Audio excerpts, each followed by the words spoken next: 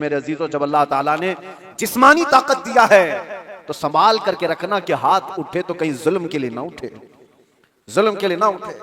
جسم کا استعمال کبھی اپنے نفس کے لیے نہ ہو۔ امام اہل سنت امام احمد رضا خان فاضل بریلوی رضی اللہ تعالیٰ عنہ، کون نہیں جانتا آج، عاشقوں کے امام، بریلی کے تاجدار، جنہوں نے ہزاروں مسائل کا حل لکھ دیا اپنی زندگی میں،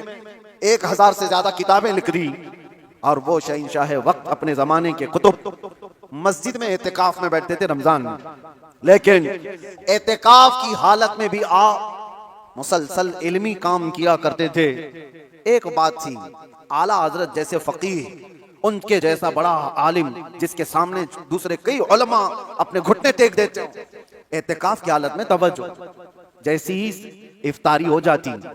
تو آپ کے خادموں میں سے گھر سے جو کھانا لایا جایا کرتا تھا، ایک بچہ تھا 12 سال کا،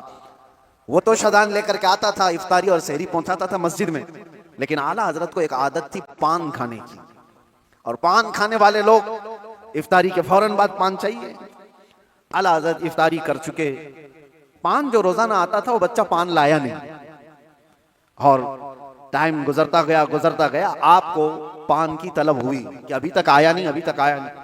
وہ تقریباً گھنٹہ بھر کے بعد وہ بچہ آیا اور دوڑتا ہوا آیا، کہا بڑے مولانا صاحب پان رہ گیا،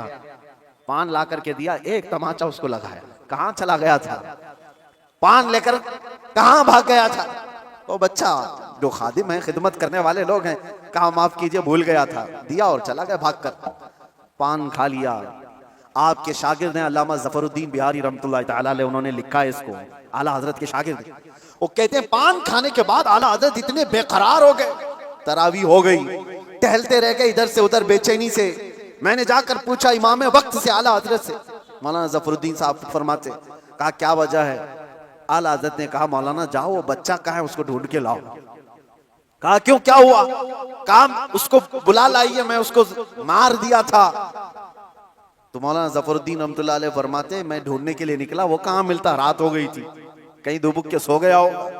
لیکن اعلیٰ حضرت نے رات بھر ڈھونڈنے لگوایا، جو بھی شاگرد آئے اس سے کہو بچے کو ڈھونڈ لاؤ جو کھانا لاتا ہے ہمارا، وہ کہیں ملا ہی نہیں۔ رات بھر آپ سوئے ہی نہیں، مسجد میں ٹہلتے رہے بے قراری کے ساتھ۔ سحری کا وقت ہوا تو توشادان لے کر بچہ آ گیا، اس کی ڈیوٹی تھی، وہ جیسے ہی آیا اعلیٰ حضرت لپک کر دروازے پر جاتے اور جا کر توشا اس کے ہاتھ سے لیا، رکھ دیا اور گھٹنے ٹیک کر زمین پر بیٹھ گئے۔